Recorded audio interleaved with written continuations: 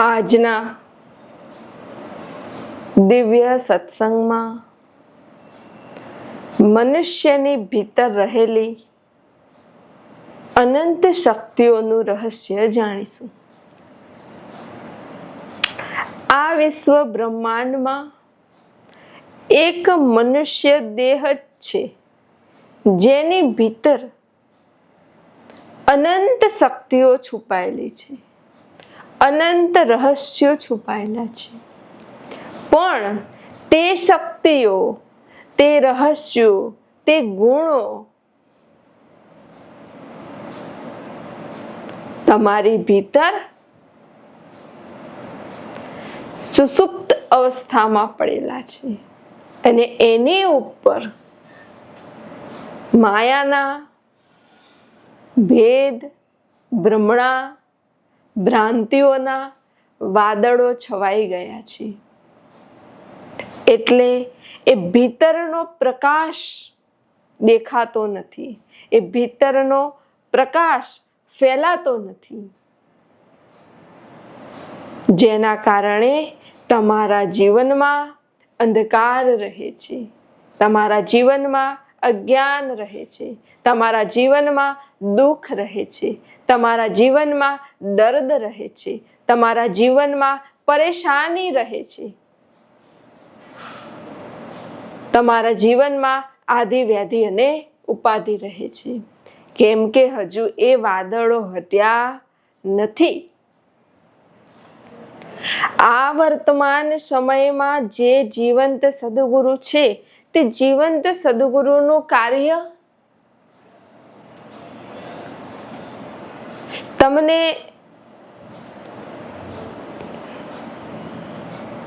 દેખાતું નથી. તમને એમ થાય છે કે અમે તો ગુરુ ચરણે જઈને ફક્ત બેસીએ છીએ, સત્સંગ સાંભળીએ છીએ, આવી જઈએ છીએ, કોઈ વાર જઈએ, કોઈ વાર ન જઈએ, બસ. અને ગુરુજી અમને સત્સંગ સંભળાવે છે, આટલું જ દેખાય છે ને. પણ એની ભીતર સદગુરુનું, મહાપુરુષોનું જે સૂક્ષ્મ કાર્ય છે એ અલૌકિક છે. તમે જ્યારે ગુરુ ચરણે જઈને બેસો ને એટલે સદગુરુની ભીતર એક એવી દિવ્ય ઉર્જાનો પ્રવાહ વહેતો હોય, એક એવી રચના થયેલી હોય કે ત્યાં જઈને બેસવા માત્રથી તમારી ભીતરમાં, તમારી ભીતર જે નાડીઓ છે એ નાડીઓમાં જે કચરો છે ધીરે ધીરે એ ઉર્જાથી એ કચરો બહાર નીકળવા લાગશે અને ભીતરમાં તમારું શુદ્ધિકરણ થવા લાગશે. એ વાદળો થોડા થોડા હટવા લાગશે અને એ વાદળો હટાવવા માટે જ સદગુરુ શિષ્ય પર પ્રહાર કરતા હોય છે, શિષ્યને વચનના બાણ મારતા હોય છે કે વાદળો હટી જાય અને સૂર્ય ઉદય થાય, સૂર્યનો પ્રકાશ ફેલાય અને તમારા જીવનમાં ઉજાસ થાય. પણ આ જગતના મનુષ્યો એટલા બધા માયાના આવરણમાં છે, એટલા બધા શરીરના આવરણમાં છે, એટલા બધા આસક્તિના આવરણમાં છે, એટલા બધા ઈચ્છાઓના આવરણમાં છે કે જ્યારે સદગુરુ પ્રહાર કરે, એ વાદળો હટાવવાનો પ્રયાસ કરે, એ વાદળોને દૂર કરવાનો પ્રયાસ કરે, તમારા જીવનમાં પ્રકાશ કરવાનો પ્રયાસ કરે, એટલે આ માયાવી મનુષ્યો, આસક્તિવાળા મનુષ્યો, ઈચ્છાઓવાળા મનુષ્યો, કામી મનુષ્યો, ક્રોધી મનુષ્યો મહાપુરુષોનો, સદગુરુનો વિરોધ કરે છે. શું વિરોધ કરે છે? આ બરાબર નથી, આવો સત્સંગ ન હોય, આવું જ્ઞાન ન હોય, આ ખોટું કે છે. અને હકીકતમાં તમે જુઓ, પહેલાના મહાપુરુષોનું જુઓ, મહાત્મા બુદ્ધ, મોટા ભગવાનનું જુઓ, ગમે તે મહાપુરુષ જે ભગવાન થઈ ગયા છે, જેને આજે આપણે ભગવાન તરીકે પૂજીએ છીએ, એમના દર્શન કરીએ છીએ, દૂર દૂર એમના તીર્થ સ્થાનોએ જઈએ છીએ ને, એ મહાપુરુષો જ્યારે વર્તમાન સમયમાં હાજર હતા, સર્વને જ્ઞાન આપતા હતા, સાચી સમજણ આપતા હતા, રસ્તો બતાવતા હતા ને, ત્યારે પણ આ જગતના મનુષ્યોએ એ મહાપુરુષોનો વિરોધ કર્યો હતો. કોઈને ખીલા માર્યા હતા, કોઈને ડંખ માર્યા હતા, કોઈને લાકડી મારી હતી, કોઈને ફાંસીએ ચડાવ્યા હતા, કે કોઈને ઝેર આપી દીધું. દરેક મહાપુરુષોની સાથે આ જગતના માયાવી મનુષ્યોએ આવો જ વ્યવહાર કર્યો છે. દરેકનો વિરોધ થયો જ છે, કોનો નથી થયો? અને જ્યારે વિરોધ થાય ને, ત્યારે સમજવું કે હવે આપણે બરાબર માર્ગે છીએ. જો ભક્તિ માર્ગમાં ચાલો છો ને, તમારી કોઈ નિંદા ન કરે ને, તો તમારે સમજી જ લેવાનું કે કઈ બરાબર નથી, કંઈક તો બરાબર નથી, એવું સમજી જ લેવાનું. અને જ્યાં તમારી નિંદા થવા લાગે, તમારું અપમાન થવા લાગે, તમને અપશબ્દો કહેવા લાગે, એમ કહેવા લાગે કે આ બરાબર નથી, આ ખોટું છે, આમ છે, તેમ છે, એટલે તમારે ખુશ થઈ જવાનું, રાજી પ્રસન્ન થઈ જવાનું. અને આવું થાય ને તો નાચવાનું, કૂદવાનું અને આનંદમાં આવી જવાનું. કેમ કે એ પ્રૂફ છે, સાબિતી છે કે તમે બરાબર રસ્તે છો, તમારો માર્ગ એક્ઝેક્ટ બરાબર છે, મંજિલ સુધી તમે પહોંચી જ જશો. માટે નિંદા થઈ, અપમાન થયું, અપશબ્દો સાંભળવા મળ્યા, પરમાત્માને ભીતરથી ધન્યવાદ આપવો કે હે પ્રભુ, હું તારા માર્ગે છું, તારા રસ્તે છું, ખૂબ ખૂબ આભાર. ખુશ થઈ જવાનું કે તમે સાચા માર્ગે છો. અને જો તમે ભક્તિ માર્ગમાં છો કે જ્ઞાન માર્ગમાં છો અને બધા તમારી વાહવાહી કરે છે, કોઈ તમારો વિરોધ કરતું નથી, કોઈ તમારી નિંદા કરતું નથી, કોઈ તમારું અપમાન કરતું નથી, તો સમજી લેવાનું કે કંઈક ગડબડ છે, કંઈક તો ગડબડ છે. એટલે તમે જોયું, જે મહાપુરુષોએ, સંતોએ આ વાદળો હટાવવાનો પ્રયત્ન કર્યો ને, એનો આ જગતે વિરોધ કર્યો. કેમ કે પોતે માયામાં છે, મમતામાં છે, આસક્તિમાં છે, ઈચ્છાઓમાં છે. માટે એમને વાદળો હટાવવા નથી, એમને વાદળોમાં જ રહેવું છે, માયામાં જ ગમે છે, જન્મ મૃત્યુના ચક્રમાં જ ગમે છે, એ જ ગમે છે, અને કોઈ ઉઠાડે ગમતું નથી. માટે મહાપુરુષોનો કાયમ વિરોધ જ થયો છે. જે એમને ઓળખી ગયા, જે જાણી ગયા, જેને અનુભૂતિ થઈ, જેના વાદળો હટી ગયા, જેનો સૂર્ય ઉદય થઈ ગયો, જેના ભીતરમાં પ્રકાશ થઈ ગયો, એ વિરોધ નહીં કરે, એ સહકાર આપશે, સાથ આપશે, સત્સંગ સાંભળશે, એ પણ આગળ નીકળવાનો પ્રયત્ન કરશે અને પરાકાષ્ઠાએ પહોંચે તે માટેનો પુરુષાર્થ કરશે. બરાબર? માટે હજુ સમય છે, હજુ અવસર છે, જાગો. આ તો મહાપુરુષોએ કમ્પ્લીટ થાળી તૈયાર કરીને લાવ્યા છે, તમારા મોંમાં કોળીઓ મૂકે છે, ખાલી ફક્ત તમારે ઉતારવાનો જ છે. અને એટલું તમે ન કરો તો તમારા જેટલું દુર્ભાગ્ય કોઈનું નહીં.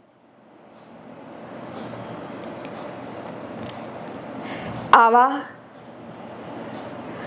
બ્રહ્મનિષ્ઠ સદગુરુ જ્યારે શિષ્યની ભીતરથી આ વાદળો રૂપી ભેદ, આ બ્રહ્મણાઓ ના ભૂત,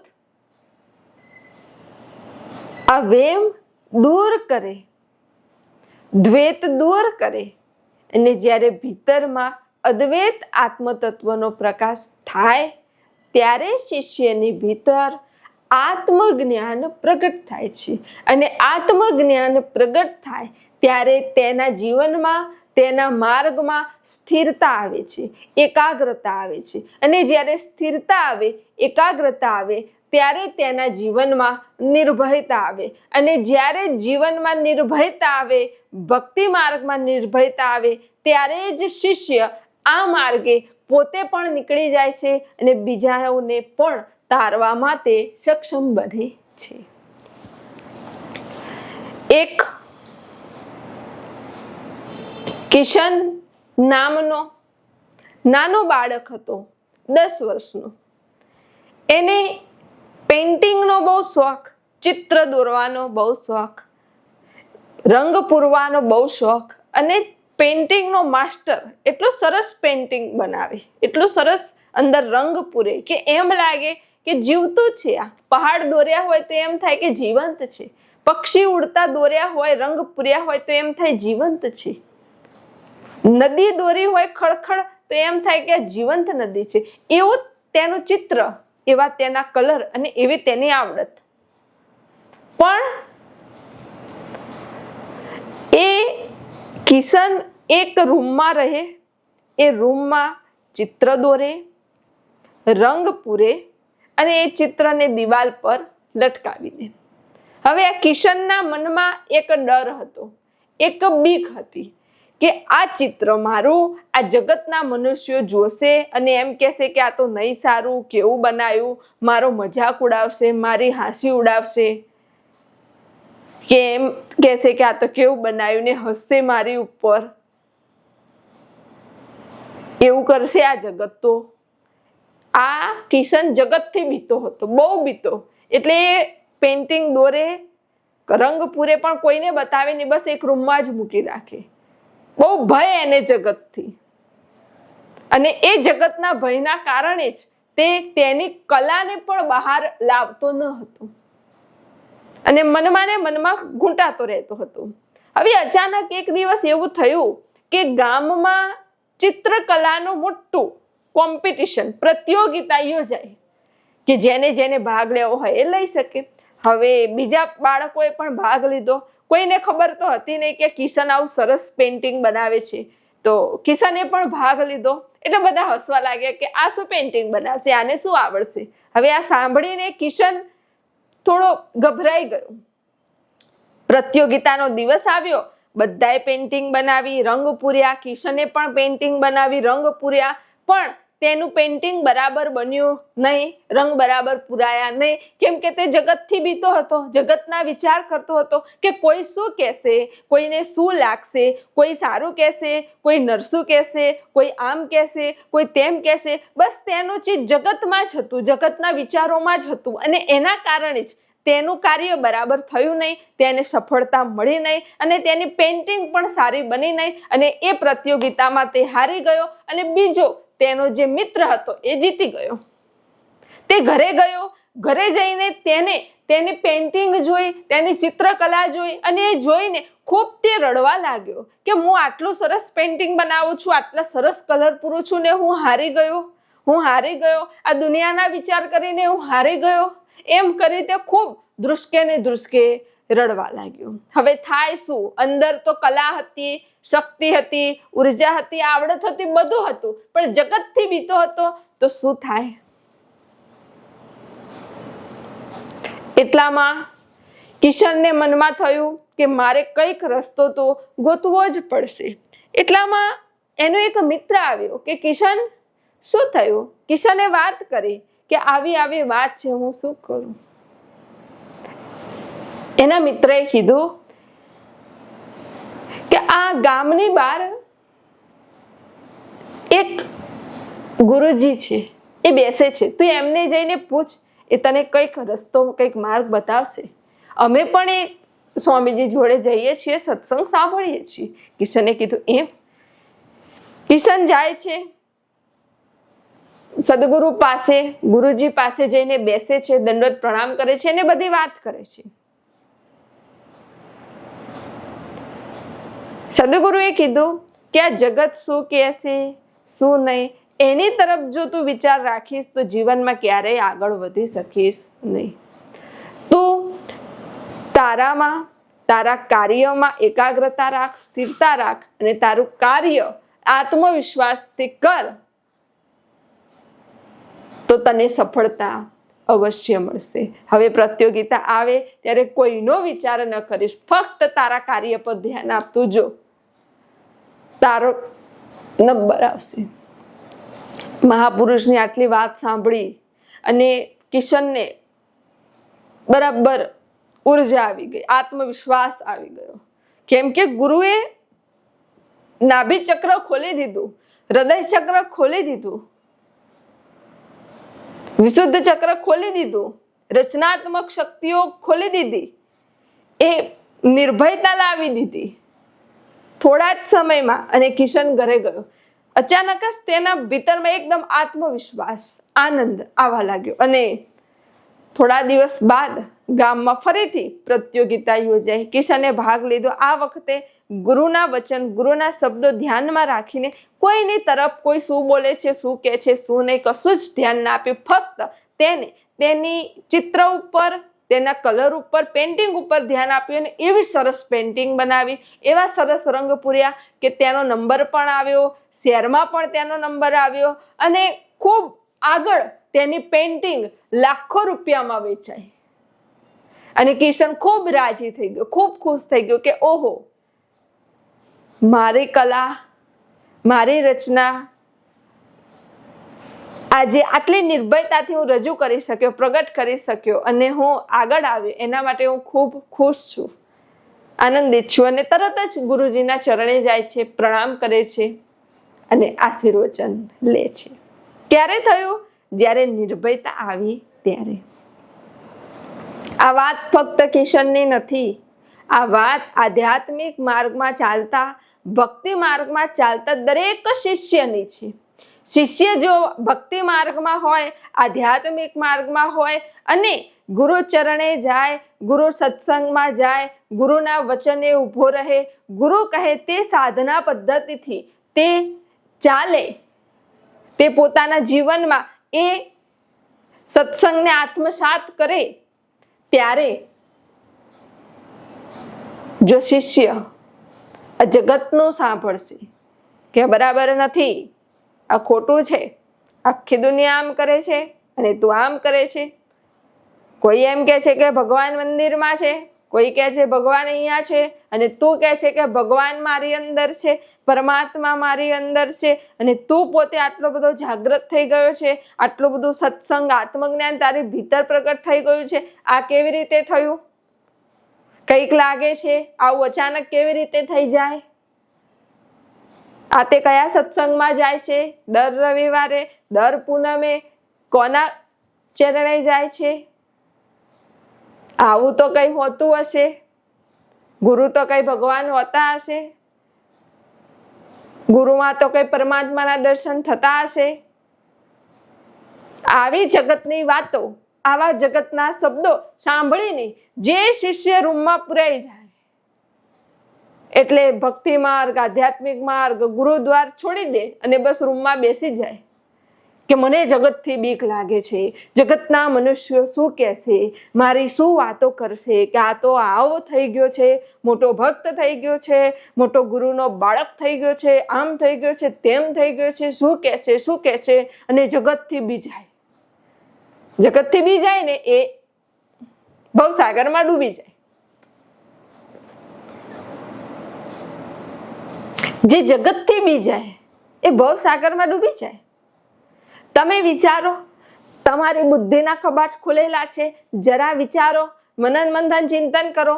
તમે આધ્યાત્મિક માર્ગમાં, ભક્તિ માર્ગમાં આવ્યા કોના માટે? તમારા માટે. અહીંયા આવવાથી કોનું કલ્યાણ થાય? તમારું કલ્યાણ. જન્મો જન્મનો કચરો કોનો ધોવાય? તમારો ધોવાય. તમારી ભીતરનું ઝેર દૂર થાય, તમે શુદ્ધબુદ્ધ ચૈતન્ય થાવ અને તમારા પોતાનું આત્મ કલ્યાણ થાય, તમારા જીવનમાં પ્રકાશ થાય, તમારા જીવનમાં ઉજાસ થાય. તો તમે તમારો કલ્યાણ બાજુમાં મૂકી દો છો અને બીજાની વાતો સાંભળવા લાગો છો. તો તમારા જેવું મૂર્ખ બીજું કોઈ ખરું? કોઈ ખરું? આ ભવસાગર પાર તમને કોણ કરાવશે? માયામાં રહેલા, મમતામાં રહેલા, આસક્તિવાળા, ઈચ્છાઓવાળા, લોભવાળા, લાલચવાળા, કામી, ક્રોધી, આ કોઈ તમને ભવસાગર પાર કરાવી આપશે? ના, નહીં કરાવી આપે. એમને જઈને પૂછો, એમ કહેશે કે તમારું કરેલું તમે ભોગવો, અમે શું જાણીએ. સદગુરુ ચરણે જાવ અને કહો, સદગુરુ કહે છે કે બધું મૂકી દે, અહીંયા બળીને ભસ્મ થઈ જશે, તું આ કરવામાં નીકળી જઈશ તું બહાર. બીજું કોઈ કહેશે આવું? ના. આ જગતના મનુષ્ય જે તમારો વિરોધ કરે છે કે આ બરાબર નથી, આમ નથી, તેમ નથી, તમે જેનાથી બી જાઓ છો એ તમને ભવસાગર પાર લઈ જશે, નાવડીમાં બેસાડીને પહોંચાડી દેશે ભવસાગર પાર. આ ભેદ ભ્રમણા ભ્રાંતિઓમાંથી બહાર કાઢીને અખંડ આનંદ આપશે તમને? ના. આ તો આજે છે ને કાલે નથી. એનું તમે શું કામ સાંભળો છો? અને એનું જો તમે સાંભળ્યા તો ભવસાગરમાં ડૂબી જ ગયા, સમજી લો. તો આવો જે શિષ્ય છે, જે જગતનો સાંભળે છે, એની ભીતરની શક્તિઓ કદાચ જાગૃત થઈ હોય ને તો એ ફરી પાછો તે માયામાં લપટાઈ જાય છે, ભવસાગરમાં ડૂબી જાય છે. અને જે શિષ્ય પોતાના લક્ષ્ય તરફ ધ્યાન આપે છે, પોતાના ગુરુ કાર્ય તરફ ધ્યાન આપે છે, પોતાની ઉર્જા તરફ, પોતાના માર્ગ તરફ ધ્યાન આપે છે અને એ જ માર્ગે આગળ વધે છે, આ જગતના મનુષ્યનું કોઈનું તે સાંભળતો નથી ને, તે શિષ્ય તરી જાય છે. અને આવો શિષ્ય હોય ને, એના દર્શન કરે ને, એનું કલ્યાણ થઈ જાય છે. પણ નિર્ભય હોવો જોઈએ શિષ્ય, બહાદુર હોવો જોઈએ. તો બાકી જગત તમે જો આ મનુષ્યો જગતથી કેટલા બીવે. લો, ચોરી કરતા ન બીવે, ખોટું બોલતા ન બીવે, ઈર્ષા કરતા ન બીવે, ક્રોધ કરતા ન બીવે, રાગ દ્વેષ કરતા ન બીવે. પણ ગુરુ કાર્ય કરવાનું હોય, ગુરુ ચરણે જવાનું હોય, ગુરુજીના સત્સંગમાં જવાનું હોય, ગુરુએ સોંપ્યું હોય કંઈક કાર્ય કરવાનું હોય, તો જગતની બીક લાગે. ફટાફટ જઈએ, ઘરે મહેમાન આવશે, પેલા આવશે, શું કહેશે કે અત્યારે જતા રહ્યા. ઓહો, તમે જોવો આ જગતના મનુષ્યો, જે સ્વાર્થી મનુષ્યોને સાચવે, ઓહો, ક્રોધી મનુષ્યોને સાચવે, ઓહો, લોભ લાલચ વાળાને સાચવે, ઓહો, એટલા સાચવે. અને પોતાનું જ્યાં કલ્યાણ હોય, પોતાનો જ્યાં ઉદ્ધાર હોય, ત્યાં ચાલશે, બીજી વાર જઈશું, બીજી પૂનમે જઈશું, ચાલશે, એકવાર ના જઈએ તો શું ફરક પડે છે? બરાબર. જરા બુદ્ધિના કબાટ ખોલો, વિચારો. તમે તમારું કલ્યાણ કરી લો, તું તારું કર. આટલું તો યાદ રાખો. તમે તો જાગો, પહેલા તમારું તો શુદ્ધિકરણ કરો. એ જોઈને બીજા આપોઆપ એ માર્ગે ચાલવા લાગશે. જગતનો વિચાર ન કરશો. જો જગતનો વિચાર કરીને બી ગયા તો જીવનમાં કંઈ નહીં કરી શકો. એક વખત એક ગુરુ ચરણે બે ઝઘડતા આવ્યા કે આનો આમ છે ને આનું તેમ છે ને. એક મનુષ્યએ કીધું કે મારા કુટુંબમાં તો પેલા આવું બોલે છે ને, આ આવું બોલે છે ને, આ વિરોધ કરે છે ને, આ જેમ તેમ બોલે છે ને, આ મારી ઈર્ષા કરે છે ને, શું કરું? સદગુરુએ કીધું કે 50 વર્ષ પછી એ નહીં હોય. થોડો સમય પછી એમનું શરીર છૂટી જશે. મૂકો ને બાજુમાં. કોઈ અહીંયા કાયમ રહેવાનું છે? નથી રહેવાનું. તમે તમારું કાર્ય કરીને આગળ નીકળી જાઓ, નીકળવા લાગો આગળ અને પહોંચવા લાગો. બાકી કોઈ આંગળી પકડવા ઊભું નહીં રહે તમારી. બીજો ઝઘડતો કે ગુરુજી જુઓ ને, આ તે આમ કર્યું ને, હું તો આને છોડીશ નહીં ને, આને હું માફ નહીં કરું ને, આમ ને તેમ ને. ગુરુએ કીધું તારે એની જોડે બંધાવું છે તો રાખ મગજમાં, કે ના નથી બંધાવું તો મૂકી દે. જેની સાથે તમે વેર રાખો ને, બીજો જન્મ નક્કી એ તમારી જોડે આવે છે વેરી. માટે મહાપુરુષો હંમેશા કહે છે કે આજ્ઞા ચક્રના શુદ્ધિકરણ માટે એક તો ક્ષમા આપી દો અને ક્ષમા કરી દો. કદાચ તમને એવું લાગતું હોય કે કોઈએ મારી સાથે બરાબર નથી કર્યું તો એને ક્ષમા કરી દો કે ઇટ્સ ઓકે, ક્ષમા. અને તમને એવું લાગે કે આની સાથે મેં ખોટું કર્યું છે, દુર્વ્યવહાર કર્યો છે, તો ક્ષમા માંગી લો કે મારી ભૂલ થઈ ગઈ, માફ કરી દે. આ બે માર્ગ એવા છે ને કે બંને માર્ગથી તમે મુક્ત થઈ શકો. માટે જીવનમાં અવશ્ય ક્ષમા આપી દો, ક્ષમા માંગી લો. આ બે વચન તો અવશ્ય યાદ રાખવા. માટે ભક્તિ માર્ગમાં પહેલા નિર્ભય બનો, બહાદુર બનો, અડગ રહો, સ્થિર રહો, તો જ આ માર્ગમાં તમે પરાકાષ્ઠાએ પહોંચી શકશો. બાકી ઘડી કઅહીંયા અડુક દડુક વાળા રહી જ જાય. થોડી વાર અહીંયા રહી જ જાય. એક જ ભરોસો, એક જ વિશ્વાસ, એક જ શ્રદ્ધા, એક જ સત્સંગ, એક જ મહાપુરુષોનું સાનિધ્ય સેવીને નિર્ભયતાથી આ માર્ગે તમે ચાલો તો અવશ્ય પરાકાષ્ઠાએ પહોંચશો.